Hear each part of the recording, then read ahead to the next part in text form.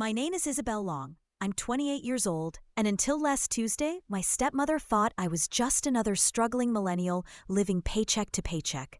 She had no idea that the woman she'd been treating like hired help for the past 8 months actually owned the 4-bedroom Victorian house she was trying to sell out from under me.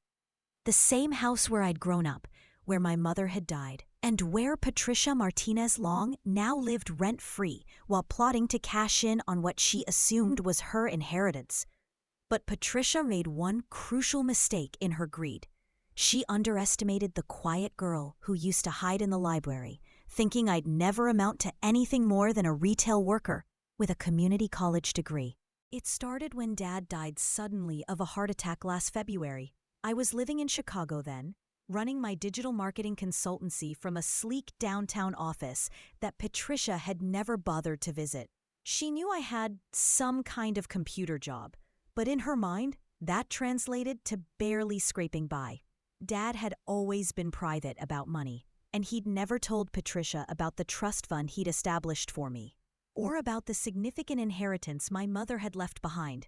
All Patricia saw was a stepdaughter who shopped at thrift stores and drove a 10-year-old Honda Civic. She assumed Dad's house, the house worth nearly $500,000 in our gentrified neighborhood, would automatically become hers.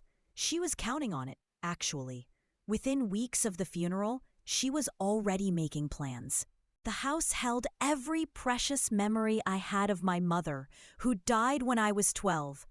Mom had planted the rose garden out back, painted murals in what used to be my bedroom, and spent countless hours reading to me in the window seat overlooking Maple Street. When Dad remarried Patricia 5 years ago, I bitten my tongue as she systematically erased Mom's presence, repainting walls, removing photos, turning Mom's art studio into her personal closet. But I'd always assumed the house would stay in our family. Dad had promised me that much before he died, though Patricia didn't know about our private conversations. What she also didn't know was that 2 years earlier, when Dad mentioned wanting to downsize, I'd quietly bought the house from him for market value, allowing him to stay as long as he wanted while securing my childhood home forever. Patricia's true nature emerged at Dad's funeral reception. While I was still processing grief, she was already measuring rooms and making calls to real estate agents. "This place is worth a fortune now," she whispered to her sister Carmen, not caring that I could hear every word. "Isabella will probably want to rent some tiny apartment anyway. She's always been good with living small." Her dismissive tone cut deep, but I stayed quiet, watching as she mentally divided up assets she had no legal claim to. Over the following months, Patricia's behavior grew increasingly bold. She started referring to herself as the lady of the house and began making expensive renovations without consulting anyone. She installed new fixtures, hired landscapers, and even had business cards printed identifying herself as the property owner. The bills kept coming to my address, forwarded from Dad's estate. By summer, Patricia had crossed every line imaginable. She'd moved her boyfriend Derek into Dad's bedroom, started charging her adult daughter Sophia rent to stay in the guest room, and began hosting elaborate dinner parties where she played the role of grieving but resilient widow. The worst part was how she talked about me to guests. "Poor Isabella never really applied herself," she'd say with mock sympathy. "She's 28 and still working retail. I worry she'll never be able to afford a real home."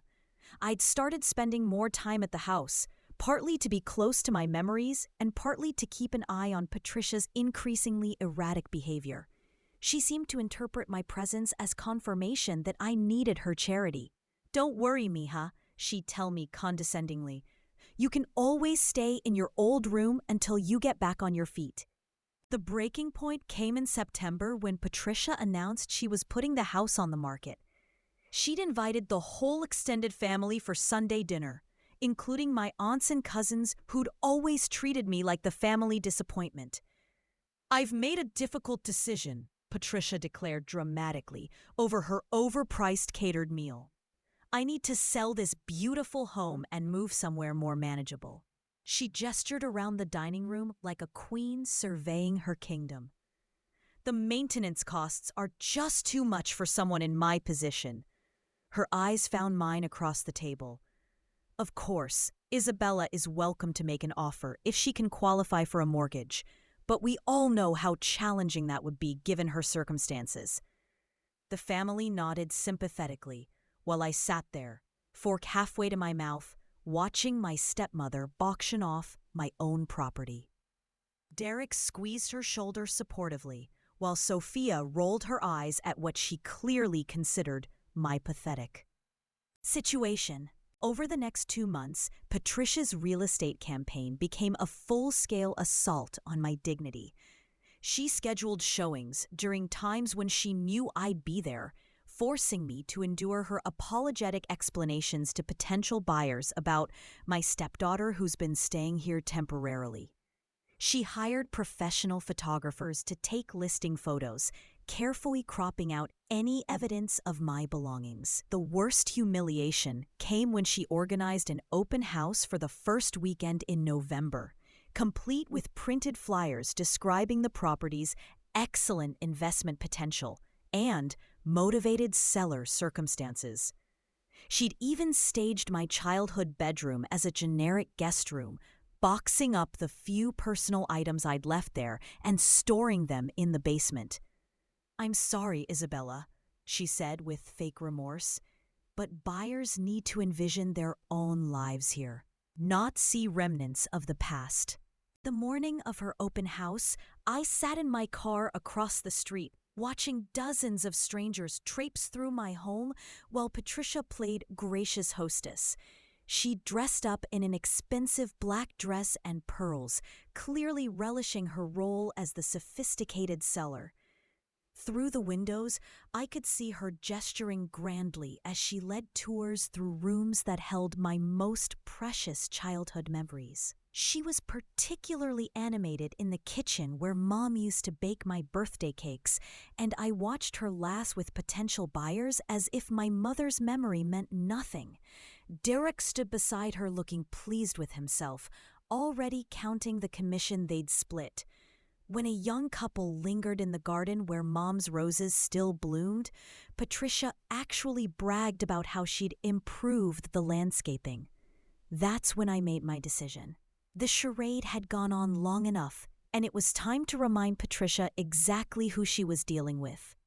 I waited until the open house crowd reached its peak before making my move. Pulling out my phone, I called my real estate attorney, James Mitchell, who'd been handling my property investments for 3 years. "James, it's Isabella. I need you to meet me at the house immediately and bring all the ownership documents." 20 minutes later, I watched James pull up in his black Mercedes just as Patricia was wrapping up another enthusiastic tour.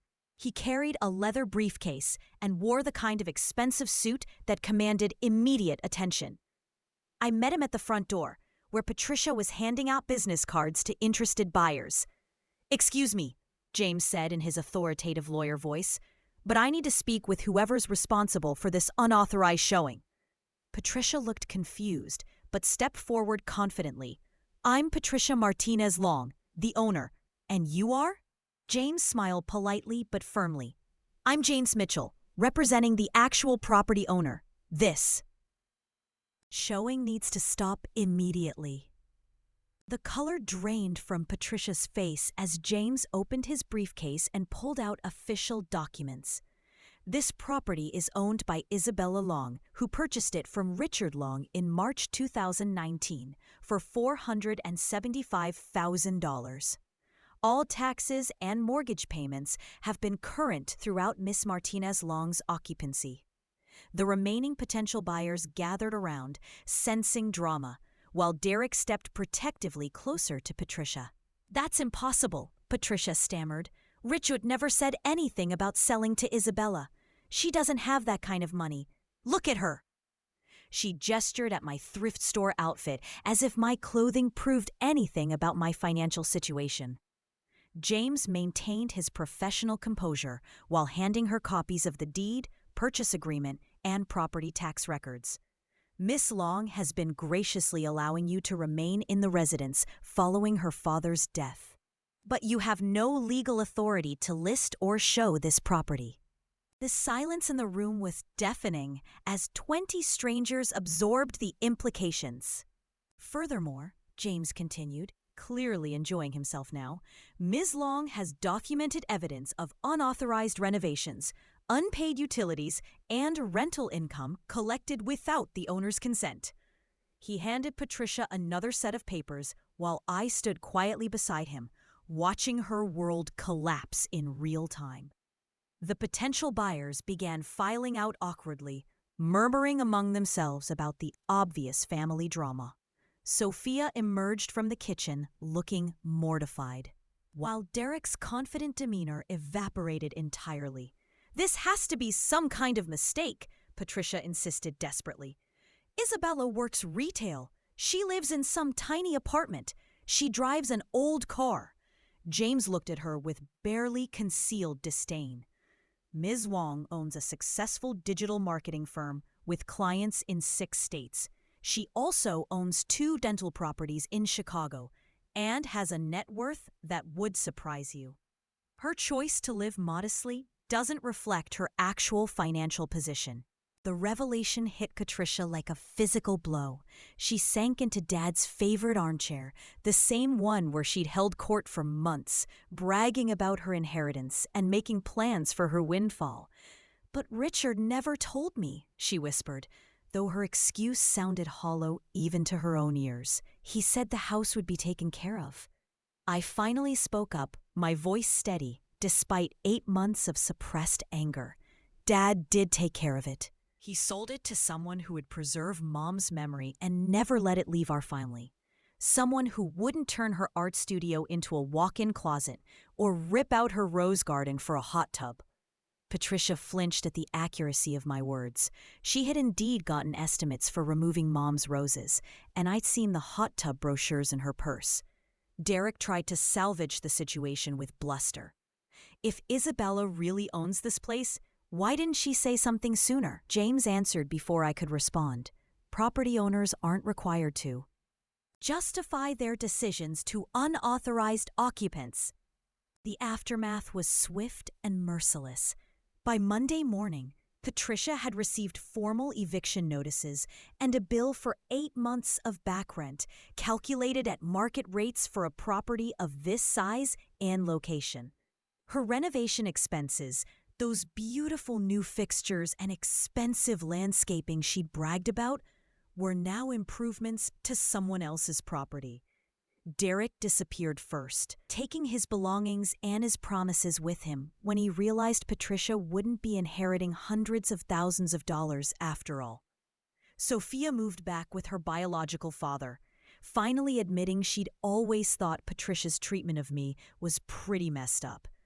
The family members who'd witnessed Patricia's humiliation at that final dinner party suddenly had very different perspectives on my lack of ambition and failure to launch.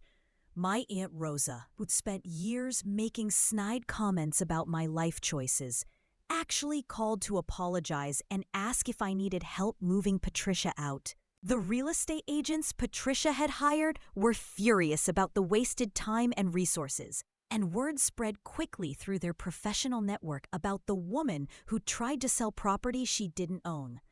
Carmen stopped speaking to Patricia entirely after learning that her sister's lies had made their whole family look foolish. The elaborate dinner parties stopped. The expensive renovations were revealed as desperate attempts to increase a sale price Patricia would never see. And the business cards identifying her as property owner became embarrassing evidence of her delusional planning.